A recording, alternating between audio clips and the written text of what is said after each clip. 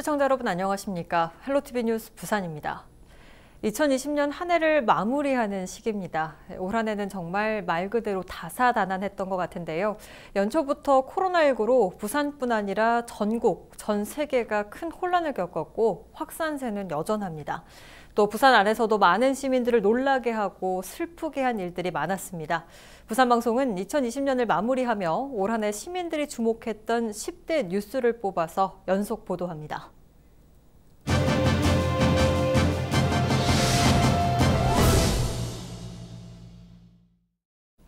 이번 시간에는 10위부터 6위까지를 살펴볼 텐데요. 올해는 부산 최초 그리고 전국 최초로 공원 지정 사업이 시작이 됐고 또 지방대 위기론 속에 대학 한 곳이 결국 문을 닫기도 했습니다. 먼저 10대 뉴스 10위와 9위 박근수 기자가 보도합니다. 헬로티비 부산방송이 선정한 부산의 10대 뉴스 10위는 부산 최초, 전국 최초의 공원화 추진입니다. 고대 장산국 설화가 깃든 해운대 장산 일대입니다.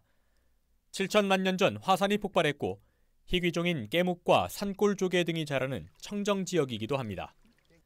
장산의 보물로 불리는 고산습지에는 반딧불이가 서식하고 습지를 따라 흐르는 물에는 1급 수에만 서식할 수 있는 버들치와 가재 등이 살고 있습니다. 2017년 생태경관 보전지역으로 지정됐고 올해 환경부로부터 생태계 보전협력금 반환사업 대상자로 선정되면서 훼손된 생태계 복원 작업도 진행되고 있습니다. 자연생태계와 자연경관, 문화경관 등 타당성 검토 과정을 거친 장산이 전국 최초로 구립공원으로 지정될 전망입니다. 구립공원이 되면 자연자원과 인문환경 보전 보호와 함께 장산마을, 사찰 등을 공원마을지구, 공원문화유산지구로 지정해 지원할 수 있는 근거가 마련됩니다. 장산의 100년 대계를 위한 큰 걸음을 내딛게 되는 것입니다. 해운대구에서는 작년부터 환경부와 부산시에 사업계획서를 제출해왔고 올해 2월에 선정이 되었습니다. 우리 구에서 추진 중인 장산 제모습 찾기 사업과 연결하여 생태 복원에 최선을 다하도록 하겠습니다. 금정산과 부산의 해안을 포함한 부산형 국립공원 지정 여부도 올 한 해 주목받은 뉴스입니다. 현재 환경부와 국립공원공단이 금정산을 비롯해 백양산과 낙동강 하구, 송도, 태종대, 오륙도 등을 포함하는 159제곱킬로미터 면적을 국립공원으로 지정하기 위한 타당성 용역을 진행 중입니다. 당초 금정산 국립공원화 추진에서 산과 강, 바다를 포함한 혼합형 국립공원을 추진하는 것인데 금정산 내 87%가 넘는 사유지 문제와 일부 지자체의 국립공원 반대 입장 등 해결해야 할 문제도 많습니다. 부산방송이 선정한 10대 뉴스 9위는 자금 횡령에 재정난 더해진 동부산대의 폐교입니다. 지난 1979년 해운대구 반송동에 문을 연 2, 3년제 사립대 동부산대학교. 2016년 교육부 실태조사에서 교비 회계 자금을 비롯해 184억 원을 횡령하는 등 고등교육법 위반 사항이 다수 확인됐고 이후 세 차례에 걸친 시정명령과 학교 폐쇄 경고에도 시정명령을 이행하지 않은 것으로 드러났습니다. 그 사이 재학생은 5년 전 2,600명에서 올해 470명까지 5분의 1 수준으로 급감했습니다. 학교를 사들여 다시 제대로 운영해보겠다는 인수자도 나타났지만 교육부에서 최종 인수 불허 결정을 내렸습니다. 이제 청문 절차 걸치고 폐쇄 명령이 결정이 되면은 이제 8월 달에 특별 편입화. 결국 지난 8월 31일 동부산대학교는 개교 이래 42년 만에 문을 닫게 됐습니다. 또 단순히 대학교 하나의 폐교에 그치지 않고 지역 경제에까지 큰 영향을 미쳤습니다. 전체적인 상인들이 거의 문을 닫고 막 이렇게 좀 헤매고 있는 상태입니다. 반송의 발전이 많이 저하되지 않을까 하는 느낌입니다. 유동인구가 적고 또 폐교되고 있으면 여기는 좀 외진 데가 돼서 또 우범지대가 될 수도 있고 아주 참 어려운 그런 상황입니다. 전국적으로 지방대가 위기에 놓여 있다는 분석이 나오는 가운데 지역 대학의 폐교가 현실이 된 것입니다. 헬로티비 뉴스 박근수입니다. 이어지는 10대 뉴스 8위와 7위, 6위는 화가 나고 답답하고 또 안타까운 소식들입니다. 항상 좋은 일만 있을 수는 없다고 하지만 올해는 유독 시민들을 걱정하게 하는 일들이 많았던 것 같습니다. 계속해서 안수민 기자가 전해드립니다. 헬로티비 부산방송이 선정한 부산 10대 뉴스 8위는 후반기 기초의회에서 불거진 갈등과 파행입니다. 8대 후반기 기초의회 상당수가 의장단 선출을 놓고 큰 혼란을 빚었습니다. 부산진구의회에서는 의회 총회 전 일부 의원들이 특정 후보를 밀어주기로 담합했다는 의혹을 제기했습니다.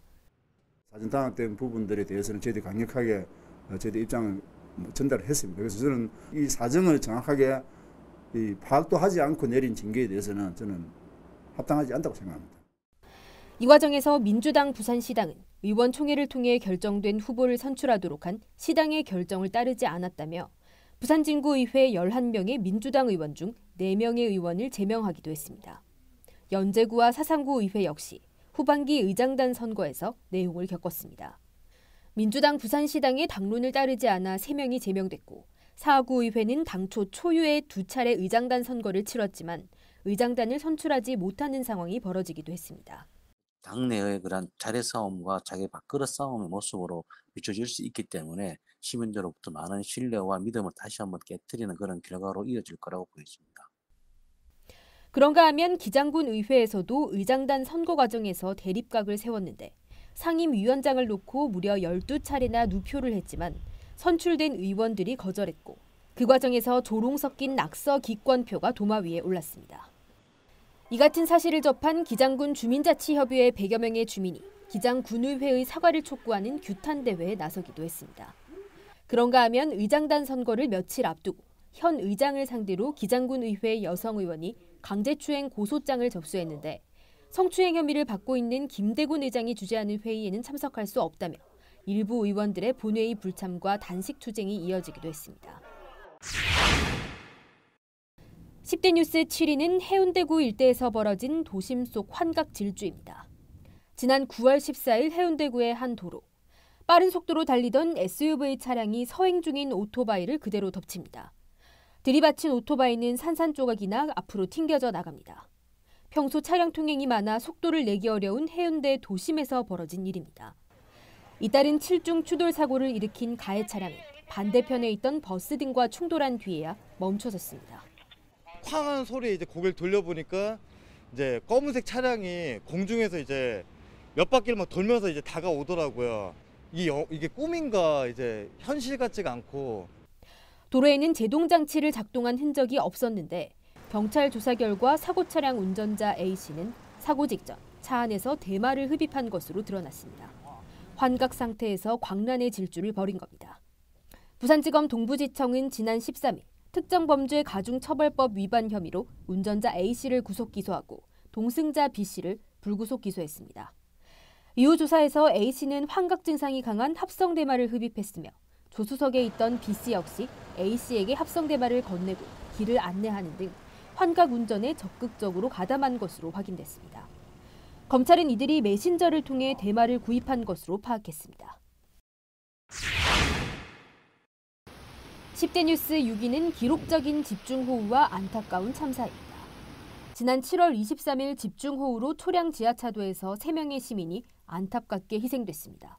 시간당 80mm가 넘는 물폭탄에 지하차도에 갇혔다 미처 빠져나오지 못해 변을 당한 겁니다. 급격하게 불어난 물이 경사로를 따라서 갑자기 내려가다 보니까 위에서 대피하는 게 상당히 어려움이 있었을 것이다라고. 그러니까 제시할 수는 없다. 법적으로 정해진 데는 없고 더 이상 해봤자 없으니까 소송을 하셔가지고 결과가 나오면 받아들이겠다 그렇게 말씀을 마지막에 하시더라고요. 그래서 어쩔 수 없이 소송을 해야 되는 그런 부분이. 이후 민간 전문가와 국가수, 경찰이 합동 정밀 감식을 진행했고 인재로 결론이 났습니다. 당시 도로에 30cm 이상 빗물이 차면 진입 금지를 알려야 하는 전광판은 고장났던 것으로 드러났습니다. 또 경찰은 변성환 부산시장 권한대행이 상황 판단과 대책 마련을 위한 회의를 열지 않고 저녁 식사 후 바로 퇴근했다며 직무 유기 혐의로 입건하고 검찰에 송치했습니다. 동구 부구청장 등 공무원 6명도 업무상 과실치사 등의 혐의로 함께 입건됐습니다. 올해 장마 기간 내린 비의 양은 885mm, 지난 1981년부터 2010년까지 평균 강수량 400.8mm에 2배를 훌쩍 넘는 수치였습니다. 한번 내렸다 하면 물폭탄 수준으로 이어져 도심은 물바다로 변했고 특히 동천은 집중호우와 수차례 범람해 인근 지역 주민들이 큰 침수 피해를 입었습니다. 그런가 하면 9월 첫 주에는 제9호 태풍 마이삭과 10호 태풍 하이선이 불과 며칠 사이 잇따라 부산을 강타했습니다. 도심 곳곳이 쑥대밭으로 변했고 재산 피해도 엄청났습니다. 특히 기장읍과 일광변 해안가 일대는 정부로부터 특별 재난지역으로 선포될 정도였습니다. 헬로티비 뉴스 안수민입니다.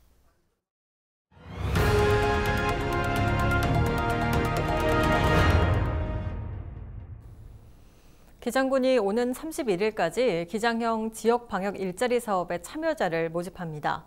이번 사업은 지난 8월부터 추진 중인 기장형 희망 일자리 사업의 후속 사업으로 공공 일자리를 운영해 지역 방역을 강화하고 취업 취약계층의 생계를 지원하기 위한 것입니다. 모집 인원은 모두 51명이며 선발된 사람은 기장지역 공공기관에 배정돼 일주일에 닷새 동안 공공방역 업무를 수행하게 됩니다.